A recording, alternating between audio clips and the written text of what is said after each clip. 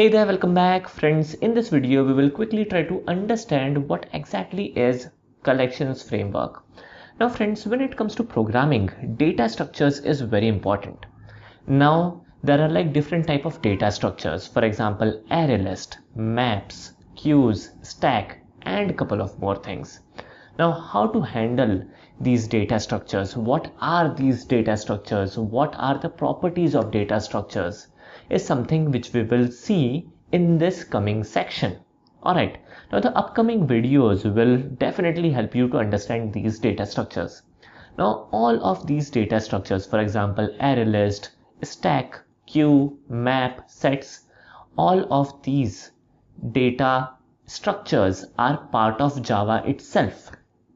They are part of java.util package, and the collection of all of these data structures are known as collection framework. Alright, now moving forward, we will quickly check a very simple, easy to understand, short presentation on collection framework, and then moving forward, we will definitely check the collection frameworks and data structures in detail. Alright, so let us quickly check the presentation. Alright, so let's check this presentation.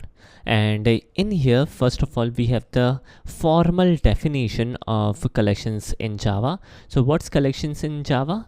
A Java collections framework is a collection of interfaces and classes which make it easier for storing and processing collection of object efficiently, right? So pretty simple.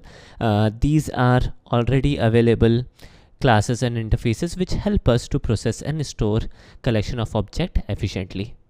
Alright, so here is the collection framework. So we have couple of things which are set, list, queue, dequeue, then map, and we will check each and every component in detail in our forthcoming videos. So there is like many things to it. Moving forward, firstly we will check list, and then there are multiple different stuff other than list as well. So we will check all of it. So collection framework are really important, and there are like many things in here.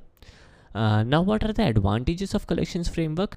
Definitely no third-party API is required. No need to create API for handling collections object, definitely, because as we already have the Java implemented collections framework, so we need not to implement some additional manual API for handling collection of objects. And finally, collections framework is tested and optimized, so we can handle data like quite efficiently.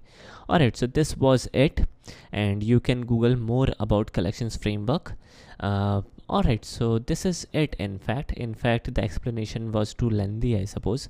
Nevertheless, thanks for watching and take care.